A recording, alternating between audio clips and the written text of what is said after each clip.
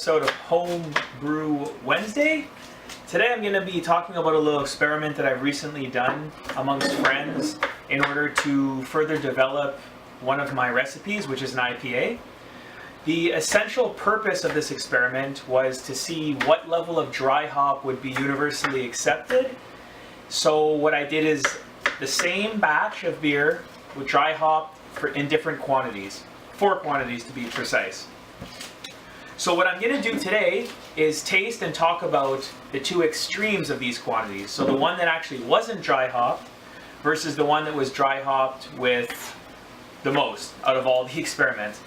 I'll get into the details of exactly how much, what were the ratios as we're talking about it. But first off, we'll talk about how long has this been. I mean, this has been bottled for, I'd say 4 weeks. 4 weeks it's been in the bottle. The actual fermentation lasted 4 weeks in the primary and then dry hopped for 2 weeks. So 6 weeks from brew day to bottle and then another 4 weeks in the bottle. So that's 2 months old, this beer, so from start to finish. 1 month in the bottle is very young, yet because of the purpose of the experiment, because it's dry hopped, we want to have it young. We don't want to leave it and let all the floral, citrusy flavors die away. That might be easier to deal with in the one that wasn't dry hopped. But again, IPAs are generally better young if they're just your average IPA. If they're a double IPA, things change, can be a little different. Okay, so let's pour both of these. We can talk about all the different aspects. Obviously, for those of you who have brewed, who have dry hopped, we are aware that color is one thing that obviously can be different in a dry hop beer. This particular beer, wow, this is the one that wasn't dry hopped. Might be hard to see on camera, but it's actually a nice crystal clear orange color. Not a bad head. I mean, it's not, I wouldn't say it's a creamy looking head. It's, your typical IPA head. From the side, well, your typical IPA head. That's not the purpose of this, so I won't go into details about that. But beautiful dark orange color, very clear. Has an overall nice citrusy, florally. Oh man, a lot of grapefruit in this smell. We're getting it out of this glass.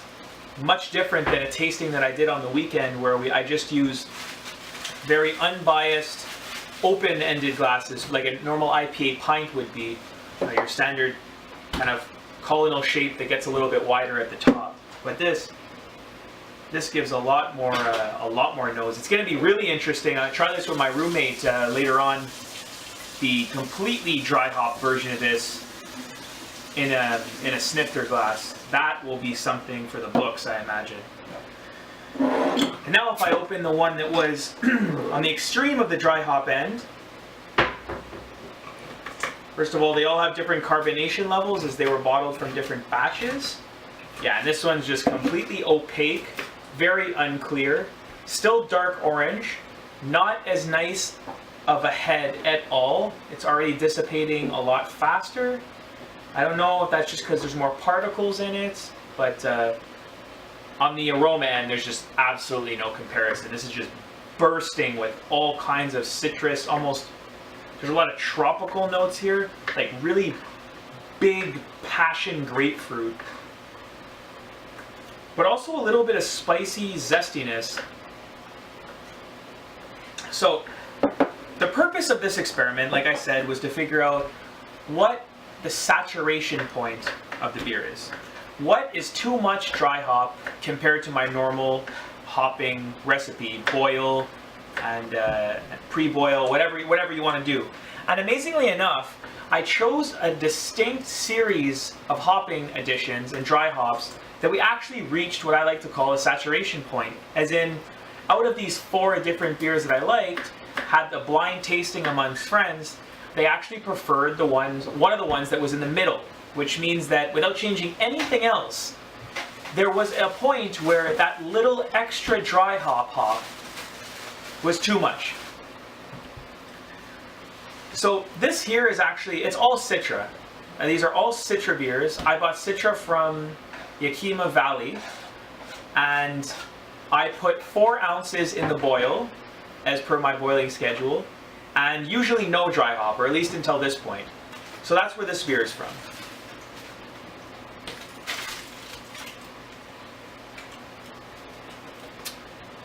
You know, this fermentation temperature is much what I fermented these at is much lower than what I've done in the past. The temperature in here is a lot colder than it would be in the summer, and even with my heating system, temperatures at one point reached in I think the high 50s and even low 60s, which is way too cold for my fruity IPA that I like to make. So there's a few tastes in here, like a more like there's some diacetyl, and it's still very clean, but the problem is that a lot of the grassy, more earthy characters of the hop came through in the beer because a lot less of the malt character and a lot less of the fermentation fruity esters that I would normally get didn't come through. So overall, it's less fruity. Cleaner is relative, just because, like I said, a lot more of those grassy and I don't know. It's really just very plant-like element, vegetable character of the hop came through in this one. So it's hard for me to characterize it as being the perfect beer, my perfect recipe. However, the hopping test did well because I still get it a lot in the nose in this glass. In a normal glass, like I said, I don't. But the taste is missing a little bit. Body is perfect. It's not thin. It's definitely medium. There's a lot of malt character from the Maris Otter I use. I love Maris Otter. You've heard me say that multiple times. I'll stand by it. Much better than Canadian or US two-row. Of course, depending on the style. But if I'm going to use two-row, I definitely want to use European two-row, preferably from Germany or Belgium. But yeah, so that one's got it's got a kick to it. It's even got a grain kick, which I don't know what that is, but it's ferment. I don't usually ferment at low temperatures. I don't lager. This, some might say if it was in the 50s that it did get to lagering temperatures. Technically it did, although you'd usually go a little bit lower than that for lagering temperatures. But essentially it did lager, which makes it a completely different beer than my normal IPA, which is an ale. This right here is the big bad dry hopped motherfucker. Very unclear, but you know, that's how we like it. Murky and dank. Okay, we don't like it dank, but we definitely like it when it smells so good. So much hop. So, like I said, I use 4 ounces of boiling hop of Citra.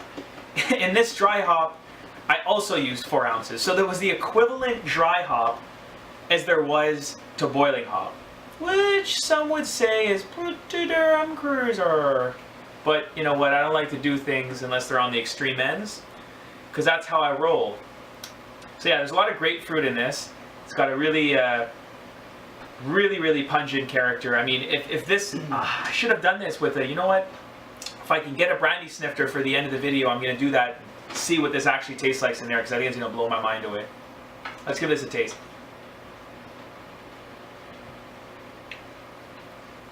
I say there's just a lot more hop character overall.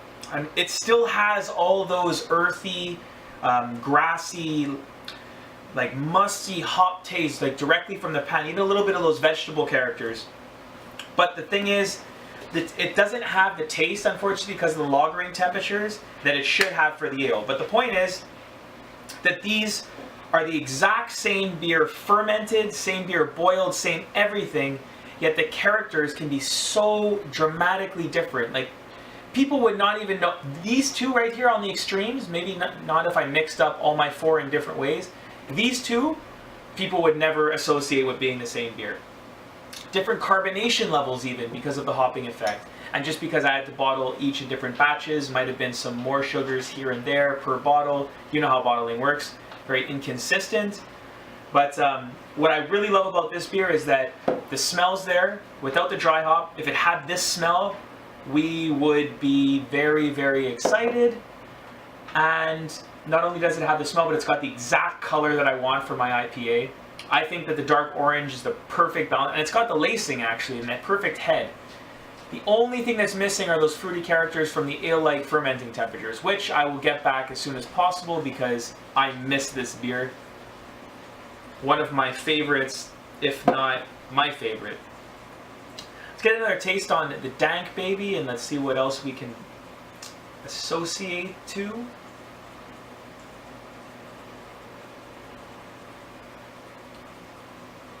Yeah. Ooh. There's just, oh man, there's, I would say that there's even more zestiness, whatever we'll want to call that, lemon zest, like almost like it's the grapefruit zest, but it's bitter grapefruit. Yeah, a lot. There's lemon grapefruit, maybe even a little bit of a piney character. There's definitely a spicy level, all from Citra.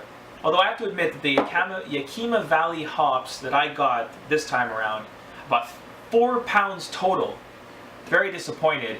The original batch that I got was so much more full of citrus. These ones have definitely a spicy character to them, which, if knowing that, I would not have bought in the quantity I did, because I don't buy Citra to have any spice in it. I buy it to be 100% citrus, because that's my favorite hop that there is. Although, with all the experimental hops that are being developed nowadays, I sound like a fucking grandfather, but everything that's being developed, it's insane what you can get. I remember I posted the other day on my Facebook page a coconut chocolate hop. What the hell is that?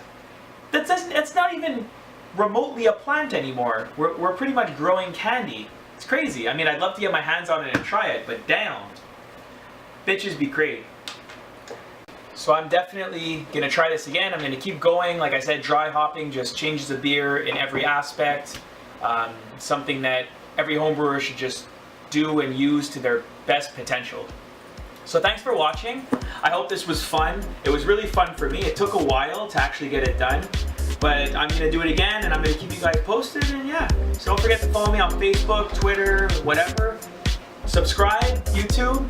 Mike's here to have a good time and to inform everyone of his little projects. And like I said, I'm still waiting to hear from you guys. Tell me, what do you want to see? What do you want me to do? And I'll try to get it done. Because that's what I do. I get shit done. Subscribe.